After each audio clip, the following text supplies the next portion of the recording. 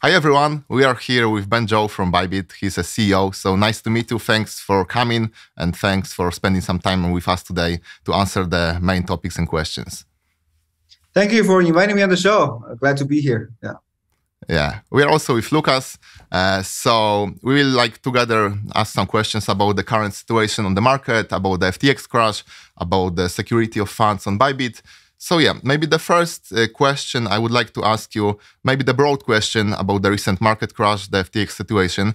What do you think about what this means to the crypto space? Because we will see some more regulations as a result of this, or how the ByBit generally look at the prospect of more government intervention. How do you think? Yeah, so I think obviously,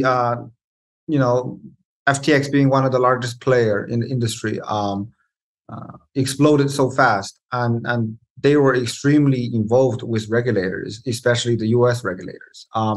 So I think this definitely would put a dent on the whole industry. And as far as regulator concerned, I think they will definitely get more involved and try to get regulated space to prevent future events like this from happening.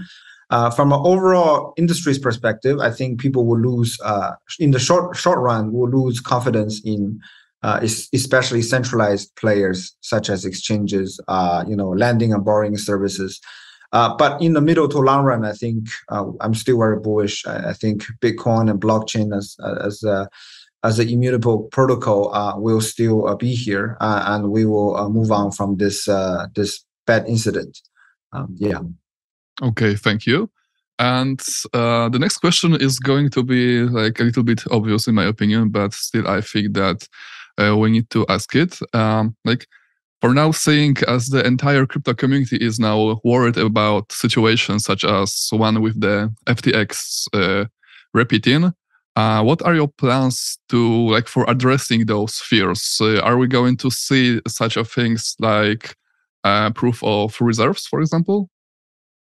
Yeah, so ByBit is, of course, I think moving on from this incident, all the exchange will require to obviously show proof of reserves, so that to show that you're not users fund and to do whatever you want, So ByBit is working dedicatedly on making the proof of reserve happens. Currently, we are talking to different auditors to make sure that they can audit our Merkle tree.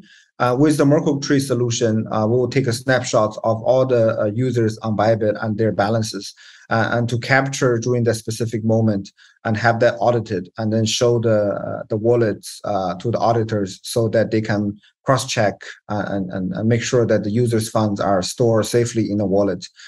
So for ByBit, we have always seen ourselves as a custodian service, and all the users' funds are stored in our hot and warm wallets. I do acknowledge that some of the exchange have already released wallet information, and a lot of people have been asking, is ByBit going to release the wallet information? We are actually working with the Nansense team to capture some of our cold wallet. Previously, there was a problem of capturing some of the ByBit cold wallet because it was a multi-sig taproot kind of wallet that none of these guys can capture. So I think the problem will be solved very soon, and we are willing to release a majority of our cold wallet and information. But again, wallet information does not equal proof of reserve. I think a lot of people already have been criticizing some exchanges that released wallet information because you don't know whether it's clients' fund or borrowed money or liabilities. So at the end of the day, you still got to rely on auditors and also Merkle tree and even future solutions to check your balances on chain directly. So these are the things we're working on, but those things will take some time. Yeah. Okay, that's definitely a great information for the people, for the users of ByBit. Ben, can you tell us a little bit how exactly users' funds are secured at ByBit? Of course, it could be hard to explain everything because there is a lot of complicated things behind the scenes and all of that, but maybe just a little bit, can you explain how it works to show people that everything is all right? Yeah, so well, it's a very complicated hot, warm, and cold wallet solution. So when clients make a deposit, it's into their the platform hot wallet that's been assigned to each user, right? And after you deposit, it will take maybe 20 to 30 minutes to consolidate into our warm wallet, which requires encrypted keys and all that to consolidate all of that. And then based on the level of the benchmark of how much proportion of the total user asset is in the warm wallet, we will automatically move funds into the cold wallet. On a regular basis, we try to keep about 80% in our cold wallet. However, during a period like this, like last week and this week, users are withdrawing a lot. And that's when we need to deploy a lot more portion into the warm wallet and also move quite a bit of funds from the cold wallet into the warm to get ready for clients withdrawal. So I think at the end of the day, the best proof of reserve is to make sure clients, whenever they want to withdraw, you withdraw it in an extremely fast manner. And so nobody is concerned. And I think I'm very proud to say up until now, all of the users on ByBit didn't have any withdrawal problem. And this is our guarantee. And no slowdown in speed. Everything's normal. It's even faster than before. Yeah. And if you have a question, live chats are there to help you. I think this is the best kind of proof to show you that, look, we're here. We understand your concern. Let's help the users to release their ease. Yeah. Yeah, that's great actually, because like a lot of other exchanges had a problem with the withdrawing money. Okay, so that's great.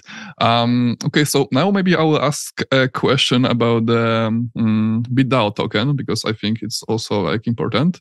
Because someone on Twitter asked me a couple days ago that CZ, like the CEO of Binance, posted a tweet saying that people should avoid, for example, projects, but also the exchanges that have a large total supply of their tokens, but there is only a small circulation of supply.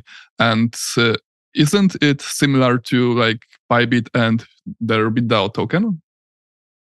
Yeah, so it's actually very different. Reason being, number one is ByBit was not established based on the token rates. FTX, I think they raised capital initially from FTT, same as many other exchanges. We started the BitDAO initiative last year, and ByBit has been around, 3-4 years. And I think we even worked with you guys before we released the BitDAO, right? So we were it was not a raising fund effort to support the business. We had a perfect business and very healthy cash flow business before BitDAO. And now let's look at BitDAO. BitDAO is extremely opposite of many other projects because we actually inject daily cash into the treasury. So if you look at BitDAO, the treasury has now 2 billion something in it. Half of it is cash contributed by ByBit. So and actually you cannot use Bit token to do any collateralize because there's a huge treasury there, right? And ByBit, we've never borrowed money from any entities. There's no need. And actually, on the opposite, we contribute into BitDAO. So if you look at the BitDAO treasury, you can see the cash is sitting in there. So quite the opposite. Rather than using it as a collateral, we actually put money into it. So this is how I think BitDAO is very different than any of these other tokens. Yeah. So even if there is a little deduction on the price of BitDAO, everything should be great because there is no correlation with the cash flow of ByBit at all, right? There's only contribution. There's not like we don't rely on BitDAO for anything. And as you know, there's something that I wish they could do better. But BitDAO price has been dropping during the bear market. Of course. And even if we want to use BitDAO as collateral, I don't think it's possible. It's not a major token in the world. But I'm very bullish on it because a layer 2 is coming out. And which project can claim they have 2 billion in the bank openly in the public? And I think in the future it will pump. And it would, I wouldn't use the word pump, but more use case will come out with the layer 2 coming out and ByBit fully supporting the BitDAO initiative. Yeah, great to hear that anyway. So Maybe another question, a bit different than previous ones, because with the recent market crash, right, we could probably see a lot of retail investors, they are like turning away from cryptocurrencies. They are afraid, scared. So at least for the time right now. So how long do you think this will last? Because there are some plans for encouraging investors to stay in the space. What ByBit can do in this problem, in this situation? Yeah, so I think overall on the industry level, I think there will be more repercussions. I think FTX going down, it's still part of the repercussion of Luna. I think Alameda lost a lot of money in Luna. So we're still seeing the repercussion of that. So FTX, I think there are so many players and there's an $8 billion or whatever hole. You can imagine there are a lot of people involved, not just individuals, probably companies as well. So I'm expecting to see a lot more company probably announcing they have problems in the following weeks.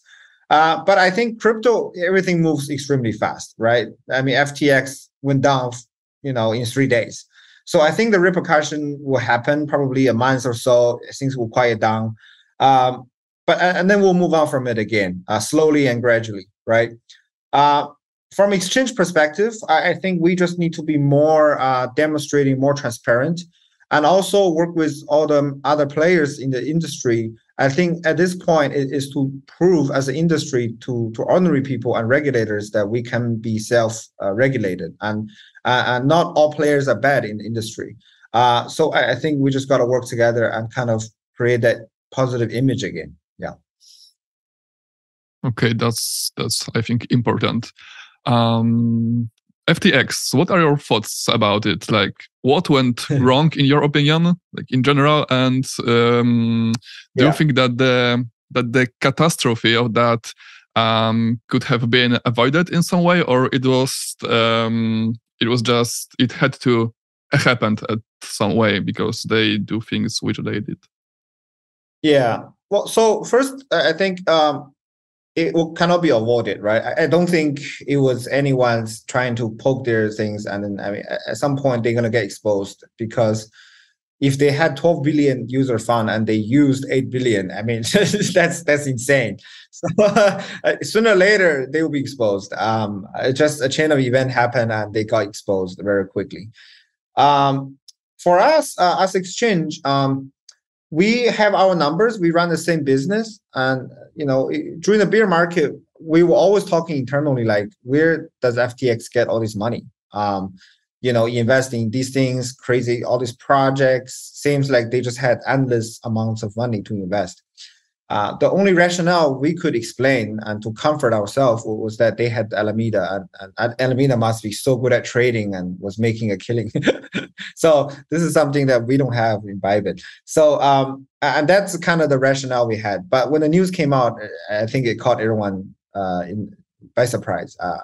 And you start to see that they did trade badly, probably during the Luna crash, and then had a huge hole, and then they used FTT as collateral to borrow real money from FTX, which is users fund, to fill the hole. So I think that kind of was a very bad decision and caused this whole problem. Yeah, that was the main problem in the industry and in the business. So the question right now I'm going to ask you is a bit correlated with previous one, because of course, and for sure, among my fan base, there is a lot of people who still haven't decided to use ByBit exchange, to use your exchange. So maybe if you can inform us a little bit, what's the added value, let's say, of ByBit in comparison with other competitors, with other exchanges? What's the main reason why you are running the exchange? So ByBit had a few things that really stood out. Number one is reliability. And uptime. Most people, if you're a trader, ByBit is always available. We haven't gone down since the day we launched. Actually, there's no downtime. And as a trader, that's very important to make sure you can capture every single volatility and movement. On top of that, we have all the institutions, a lot of retail globally. That means our liquidity is very good if you want to trade. So as far as contract and derivatives trading, I think ByBit is definitely one of the top guys globally for any traders. And now we've released our copy trading, trading bot, which made trading a lot easier, even for people who don't know how to trade. But on top of that, over the last 2 years, we've developed a lot more product other than derivatives. We are now, I would say, a one kind of super app, a one-stop shop for any crypto lovers. So you can use this for fiat on-ramps, P2P credit card, spot trading. We have some amazing token listings happening. Although I think it will slow down within the coming months because the market, but a lot of clients loves our token listings and all that. And then we even have going to release a credit card very soon. We work with MasterCard. We're actually talking to Red Bull. I think we're going to release a joint card with Red Bull, and so you can use your crypto to spend, whether it's stablecoin or major token pairs. Yeah, and lastly is that I think within 2 to 3 weeks we are going to fully incorporate a DEX on ByBit. That means clients is able to trade directly on ByBit using a DEX, decentralized derivative exchange. We're going to incorporate with Apex, and it will be very fast, instant transfers, so clients can trade there directly if they lost confidence in centralized exchanges. Yeah. That's really great. As you said like a minute ago, ByBit is still one of the most technologically advanced exchanges in the world, and also I think the second largest when it comes to leverage trading.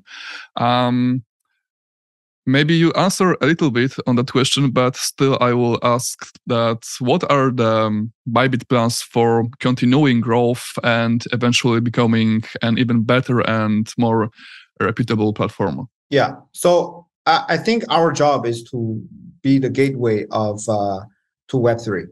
And this is something that I think ByBit is going to be very unique on, is that we will embrace the whole Web3 ecosystems, whether it's Ethereum, whether it's Solana, or even Binance ecosystems. Our job is to bring people to the amazing Web3 world, what has to offer.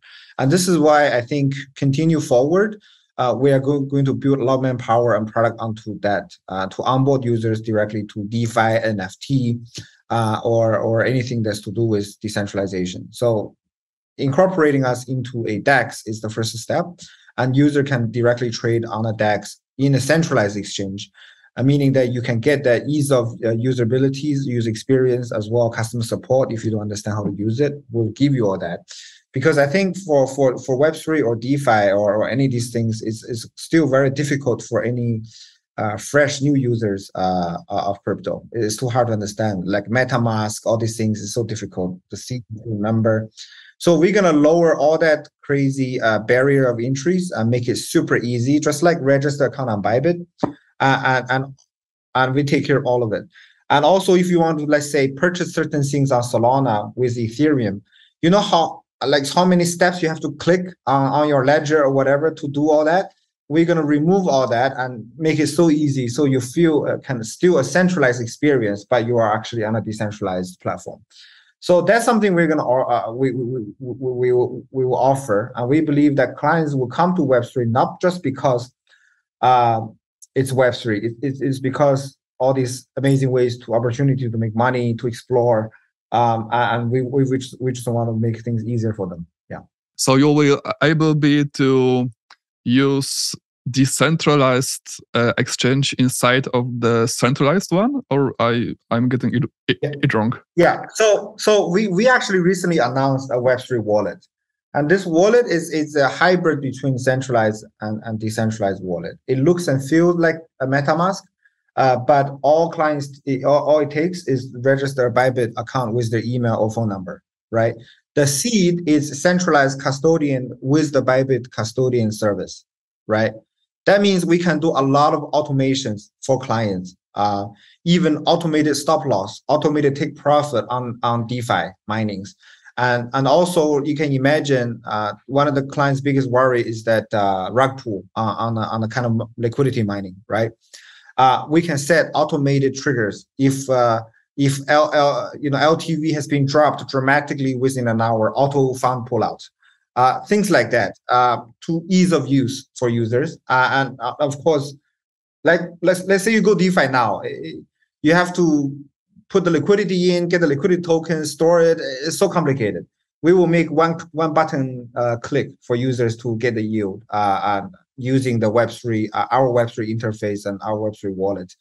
And among that, it's also how to trade directly on DEXs, such as Uniswap or SushiSwap or all that, using our wallet. But then they can also use the ByBit balance directly, and the transfer is instant. So we've incorporated that all into the whole ecosystem to make things easier for users to use. Yeah. But to use that, can you like do it without KYC? Because I think that this like the basis of the DeFi exchange. Yeah. So the Web3 wallet is just like a regular MetaMask. There's no KYC, and you can, if people decide they like our tools and this wallet, they can even import their other wallet into this one to have the automation and all these easy-use functionalities with the ByBit Web3 wallet. Yeah. What is great in ByBit, I think, is that you're trying to take care of the users and you're implementing a lot of other functionalities to combine it all together, to let it be easy to use for beginners also and for people who are advanced in trading. So that's a great app for everything in once. So the last question from me will be exactly about the adopting of blockchain. So are you optimistic at all about decentralized technology such as blockchain and becoming the mainstream across the whole globe, across the world? Because even though we are in bear market, right, we've seen a lot of adoption examples and all of that, like the recent Polygon being used for NFTs on Instagram. And how do you think how it's going to be in further years?